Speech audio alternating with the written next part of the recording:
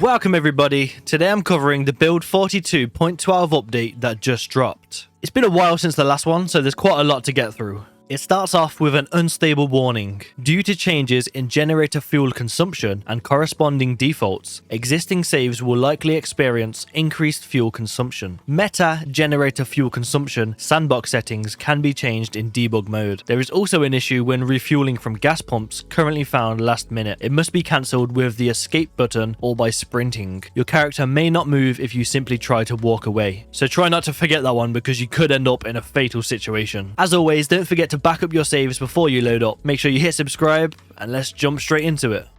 Starting out with the new stuff. They reordered the hit location damage calculation to occur after physics ballistics body part is selected. Ranged weapon damage can now make use of specific body part damage modifiers. This brings ranged damage into line with how melee combat works. Headshots will receive 3 times damage, legs and arms get dealt far less. They also fixed the shotgun targeting bug. Zombies were dodging your pellets. When aiming a shotgun at a specific body part, the other pellets were mysteriously disappearing. Now, all shotgun pellets properly calculate their hits. Every zombie will get what's coming. These changes should impact on how shotguns play and feel. View cone opacity slider added to performance settings. So by default it's on 3. Let's try it all the way down to 0. And as you can see, it's a lot brighter as you look around.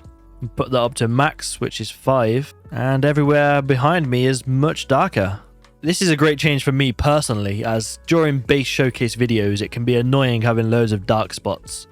So turning that off will let me just see the entire spot perfectly. They also updated the vision cone to use square lighting outside when it is brighter than the current daylight value, so that players can benefit from street lights and other light sources at dusk, dawn and night. They updated the lighting system so that rooms behind shut doors are blacked out, added more tiles to breakable metal fences. While resting, the endurance modal now acts as a progress indicator, so it looks like it goes up from the bottom and once it reaches the top, you're fully rested. That's a cool change. Updated pathfinding to allow players to plan paths over climbable walls during Walk 2, where it's possible to climb over the wall. Added muzzle flash models, textures and model keys. Allow players to store corpses in the vehicle trunk or seats. Added required items and sort by name into the crafting UIs. Cigarettes can be smoked directly from the pack without removing them beforehand. Saves the extra clicks, which is nice. Fluid containers that need to be opened to be consumed will, if the player is capable of opening the fluid container, have the option to drink available, and when selected the craft recipe to open it will be performed. The right mouse click option for drinking beverages is now open and drink as opposed to drink.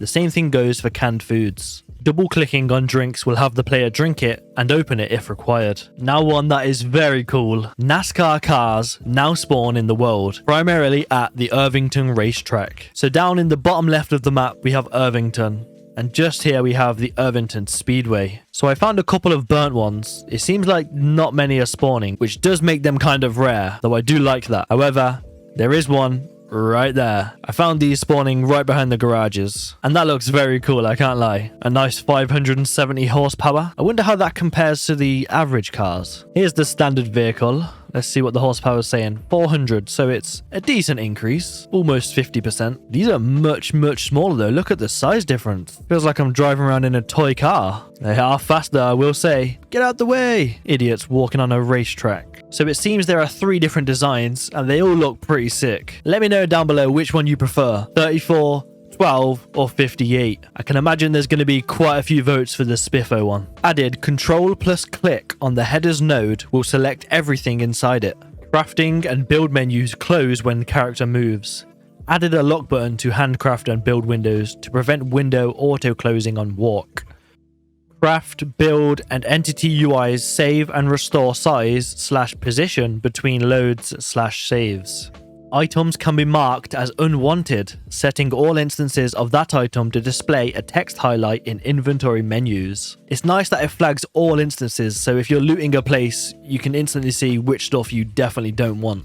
Worms in composters will reproduce during the winter if the composter evaluates as being inside. Previously, they would not reproduce during winter at all. So, in order for worms in a composter to reproduce, there needs to be at least 2 fresh worms in the composter, in addition to it not being winter or by being inside. Individual inventory items can be, with the right-click options, flagged to be unusable in crafting and building recipes. And you can see it marks it with a little red star there. Added loot window title bar buttons to the bottom of the loot window. So as you'll know, these buttons used to be up here in the top, but I think at the bottom it makes a bit more sense. So I quite like this one. Added contextual loot window buttons for removing campfires and throwing corpses on unlit campfires. Added field models for ceramic bowl, glass jar and tumbler glass, also for fountain and plastic cups. Added lower tier cooking skill books to the pool of kitchen surface clutter items. They added a new trait, Crafty, that functions similar to the fast learner trait. This provides a 30% XP bonus but only for crafting skills, and that costs 3 points. Added browsing what building recipes an inventory item can be used for by right-clicking an inventory item. Players can now rename the containers in tile objects. Added possible ingredients feature to build menu. Inventory items that provide endurance, fatigue or stress modifiers when consumed will use colored bars and not numerals in the item tooltip. Inventory items that provide vision or hearing modifiers when worn will use bad or good colored bars, depending on whether they are beneficial or negative. All vanilla modifiers are negative, but mods exist where they are positive. It is now possible to take hay from hay bundle tiles. Cookable food items now display in tooltips how long it takes to cook them if the character has at least 5 levels in cooking. When a player is looking at a vehicle trunk inventory window from outside the vehicle, there will be a top button option to close the trunk. Additionally, if the player has the key for the vehicle, then there will also be a top button option to close and lock the trunk. Added displaying and highlighting animal corpses to the animal designation zone UI.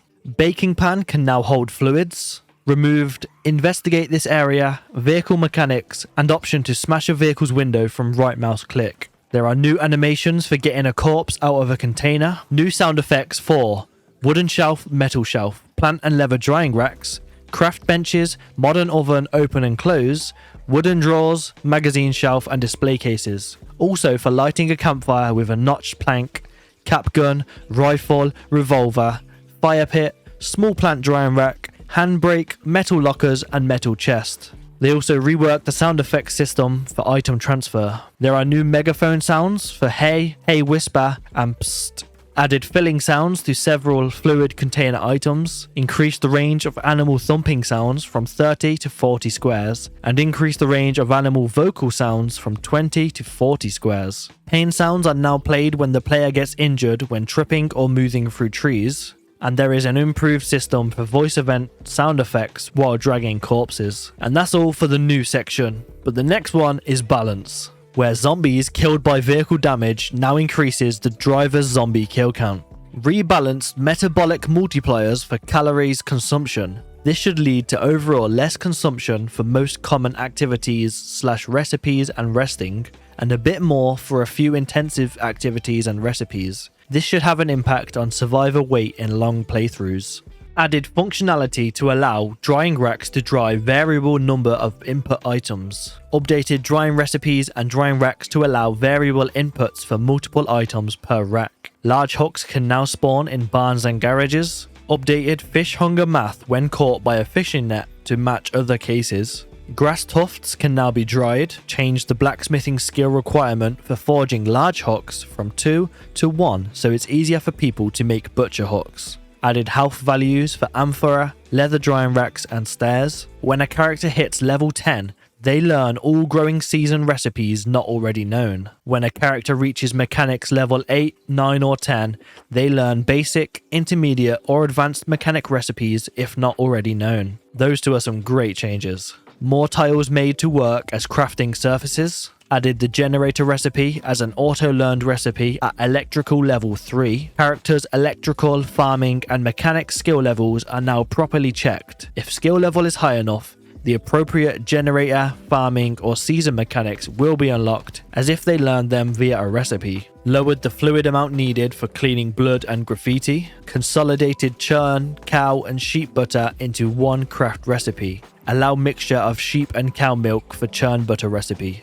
Added pumpkin to more evolved recipes. Added happiness to chocolate milk. Now that is the most important change of this entire update.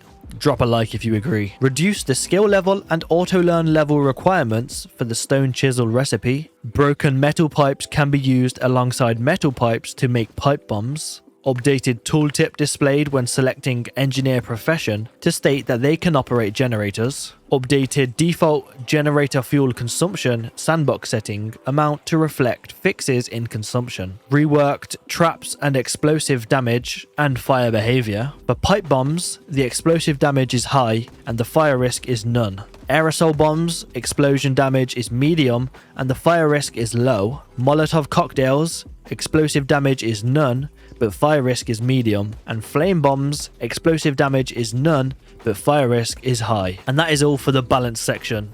Quite a lot in this update, but still not as long as the fixes list. But don't worry, I've chopped it down a lot. They fixed controller players rotating in place when turning, fixed electrics in basements not impacting generator fuel consumption, fixed the agriculture system calculating months inaccurately, fixed players preferring to sit in a chair over closing a door in the vicinity, fixed required items filter not working correctly for build menu, fixed aiming while seated bug, although I have noticed a different bug. When you left click anywhere, it will move your head there. So say you're in the build menu and you click a button, it will just move your head to the side and it's kind of glitchy. So no, they haven't fully fixed this one. Fixed a load of issues with items during eating animations. Fixed zombie thumps on barbed wire fences playing wrong sound. Fixed bullet impact sound effects not playing when shooting with certain guns. Fixed termites providing cooking XP when cooked. Fixed missing craft recipe for making the glass for lanterns. Fixed player gaining nimble XP while driving. Fixed depth map of multiple tiles for the new rendering system. Fixed recipe progress bar in the crafting menu, only updating for the first craft in a batch. Fixed various world map settings not being saved. Fixed being unable to drop items while inside vehicles. Fixed an animal duplication bug that happened when an animal moved between cells. Fixed the dead animal possibly resurrecting when it was the only animal in a cell when it died. Fixed performance impact of interacting with fire tile objects. Fixed context menu for right-click component not displaying icons. Fixed being unable to remove stumps with a pickaxe. Fixed tents and shelters not providing any protection from rain when used for resting. Fixed the walk to action not working while dragging corpses. Fixed wall clocks resetting to 7 PM after power shutdown. Fixed animal corpses ignoring the time slowing effects of fridges and freezers. Fixed an exception when an animal dies inside a hutch. Fixed loot window buttons not working for bags in vehicle containers. Fixed old animal tracks possibly not being removed. Fixed vehicle spawning inside building in undesirable conditions. Alright, I need to catch my breath, man. There's so many of these. And I've cut it down massively too. Also, the word fixed is starting to not even sound like a word at all. Fixed strip club neon lights not being functional. Fixed vision restricting clothing boosts vision radius inside vehicles. Fixed being unable to build campfires in the darkness. Fixed usage of incorrect sounds in multiple recipes. Fixed many issues in the vehicle scripts. And last but not least, they fixed an issue where build auto rotation was still happening where it should not. Damn, okay, a lot of fixes today, man. There's also one final section titled tech/debug, but that's pretty in-depth and doesn't apply to most people, so if you do want to check that out, as always, the patch notes are in the link in the description. But that is all for today. Hopefully you enjoyed, saved some extreme reading time. If you did, leave a like, comment, subscribe. The regular videos are returning, so I'll see you in the next one. Have an amazing day, and peace.